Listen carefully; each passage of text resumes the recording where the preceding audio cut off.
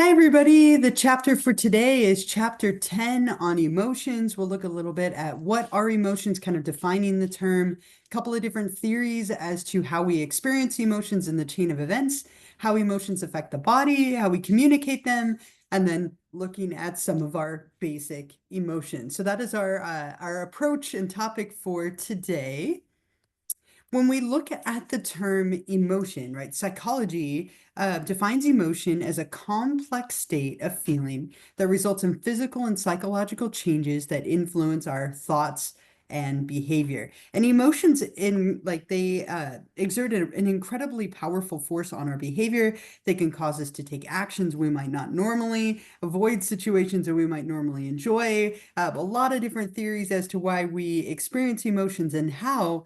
And the word first appeared in our language like way back in the mid 16th century, literally coming from a French word meaning to stir up. And when we look at emotions, kind of different definitions a little bit all around, but they involve some level of physiological arousal, some kind of expressive behavior, and a conscious experience. Another way of putting that, they're a complex psychological state that involves three distinct components: a subjective experience, a physiological response, and an expressive response. And lots of different ways that this can manifest. And so where we'll go from here is looking at some of the different theories as to in what order do those different chain of events occur when we experience an emotional reaction. So three main theories. There's kind of three big ones and then a couple of little small ones. The first theory that was proposed related to emotion was proposed independently by psychologist William James and physiologist Carl Lange in the 19th century. This became known as the James-Lange theory of emotion because they both presented it basically independently, but at the same time.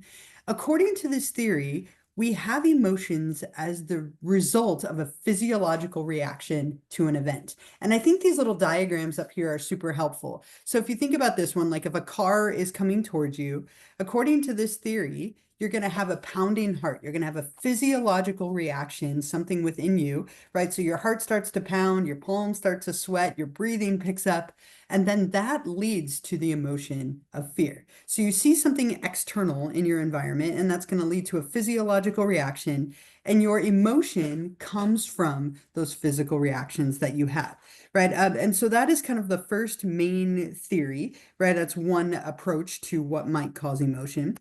A different approach or a different theory developed by Walter Cannon and Philip Bard became known as the Cannon-Bard theory of emotion. According to this one, right, so if we're back on that road again with these little pictures, car coming at you, your heart starts to pound, you have that physiological reaction, breathing picks up, palms sweaty, and you feel fear or an emotion at the exact same time. So according to this one, they happen simultaneously. You have a physiological reaction like sweating or trembling or muscle tension or breathing picking up, and then you feel an emotion at the exact same time. A little bit difficult to prove that one didn't just slightly come before or after the other, but this is another idea. The third theory, the Schachter-Singer theory, coined by Stanley Schachter and Jerome Singer in the 1960s. According to this one, we're going to add a second factor, kind of add a second element. So we're back in the car, another like car coming right at you or a deer running out in front of you on the road. According to this one, your heart is going to pound, you have that physiological reaction, and then you're going to give it a cognitive label. So you're going to kind of make sense of and interpret and identify that physiological arousal, and then you're going to then experience that emotion.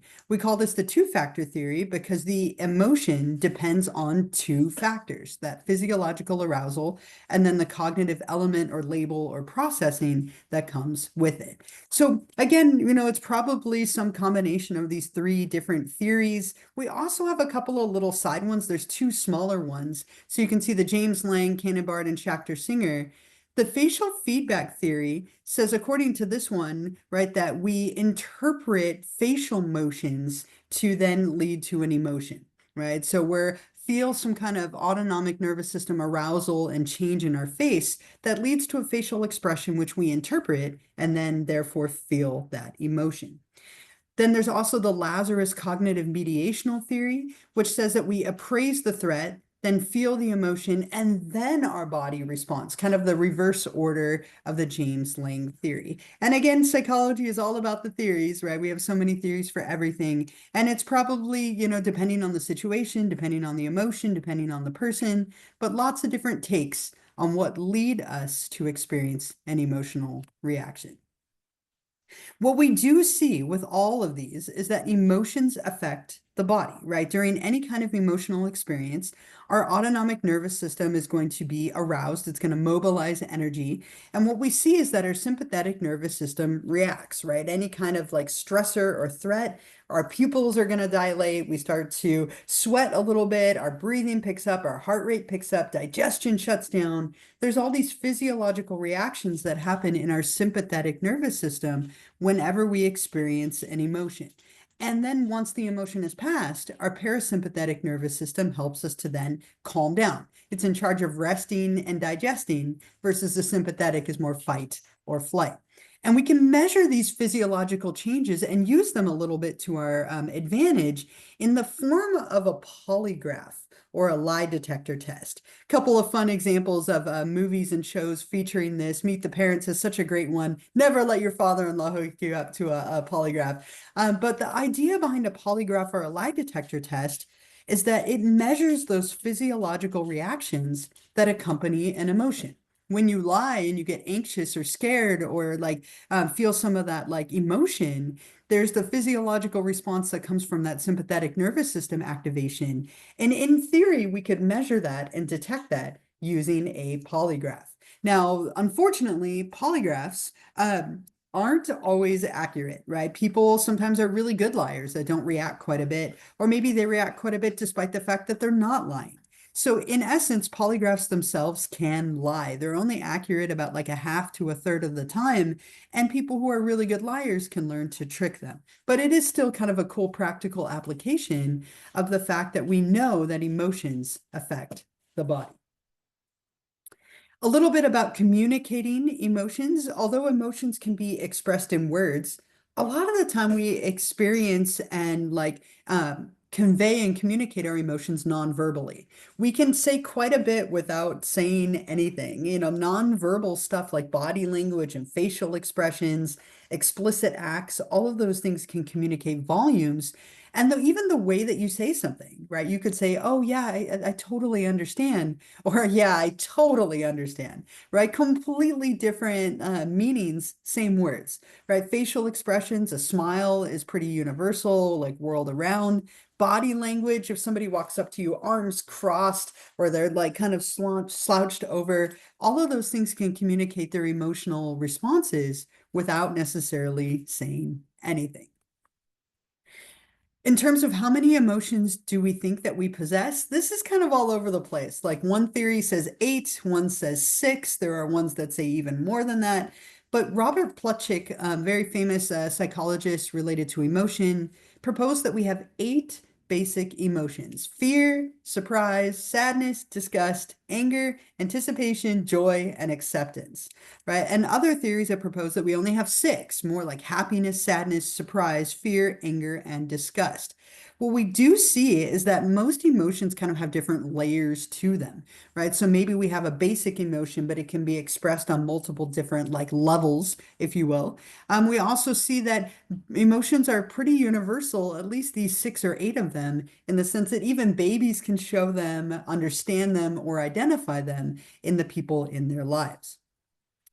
So let's take a look at a couple of different emotions, just a couple different ones that tend to play a big part in our life, starting with anger.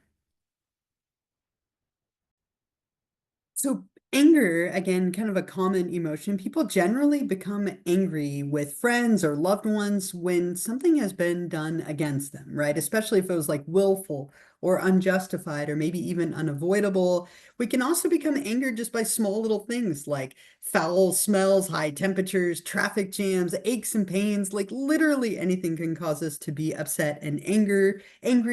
Anger is actually a really healthy emotion. It tends to get a very negative view It's more how you deal with your anger that determines whether it's healthy or unhealthy, not the fact that you have it. Having anger is a totally adaptive and normal response, but you want to make sure that you're dealing with it constructively. Sometimes people will have what's called a catharsis. They have like a big emotional release that comes when they're angry. And sometimes this can end up with consequences, right? It can get us into trouble.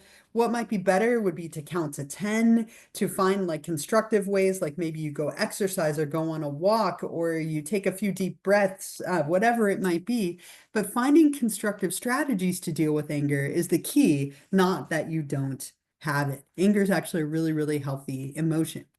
Another emotion that we talk a lot about is fear. Fear is caused by a feeling of like perceived threat or danger. It can be a really vital response to like physical or emotional danger in our life. It's a fight or flight reaction that we possess, right? And people can be afraid of literally anything. And we'll talk a little bit more about extreme fears and phobias when we get to that chapter in not too long. But common fears that people have are spiders, snakes, heights, open or crowded spaces, flying, public speaking, and the dark, right? So fear, again, is like an idea of being afraid of or responding to something that is a perceived threat, a very, very common emotion that we experience, along with happiness, right? We talked about two kind of like darker or maybe a little bit more like viewed negatively emotions. But happiness is another one, right? People who are happy tend to perceive the world as being safer. They're more able to make decisions easily. They're more cooperative. They live more healthy, energized, and satisfied lives. It's kind of this interesting thing that we call the feel good, do good phenomenon. Very positive name there. But when we're happy, we're more willing to help other people. When we're doing well, we're willing to like go out of our way and help other people out. And our satisfaction and dissatisfaction, or successes and failures, are all kind of relative to our experience, right? So if things are going really well and we perceive them in a positive way, then we tend to be happy, right? And then we tend to be more willing to share that happiness with other people through that feel good, do good phenomenon. Now, there's a couple of other things that might determine our happiness, kind of play a role in how happy we are. One of them is called the adaptation level phenomenon. We have a tendency to form judgments relative to like a neutral level defined by our past experience. So we decide if we're happy depending on what has happened in our past, depending on what we're expecting. We also tend to decide if we're happy in comparing to other people, right? Which is a little bit tricky, right? But when we have expectations, that can sometimes get in our way. Love, honor, obey, and lower your expectations. I love that. Right. And so I found this quote that like kind of spoke to me related to this. I cried because I had no shoes until I met a man who had no feet. So much of deciding whether we're happy with what we have or don't have has to do with how we compare ourselves to our own experiences and other people. So really setting those expectations and defining those expectations can play a big role in how we experience the things in our lives. A couple of things about how to be happier, kind of to end this topic here, realizing that money doesn't always equal happiness. Now, money can buy a lot of things and things can buy happiness, but not always, right? So just realizing that sometimes money and happiness don't always have to be mutually exclusive. Taking control of your time, acting happy. Funny thing about our brain, right? It doesn't know the difference between faking it and making it, right? So when you act happy, at some point you will be happy and you might not realize when it happened. Seeking work and things that engage your skills, doing things that you enjoy, giving your body the sleep that it wants, giving priority to close relationships, focusing beyond yourself, being grateful. Again, kind of back to that perspective of honoring what you have rather than focusing on what you don't, really looking at that expectation and perspective.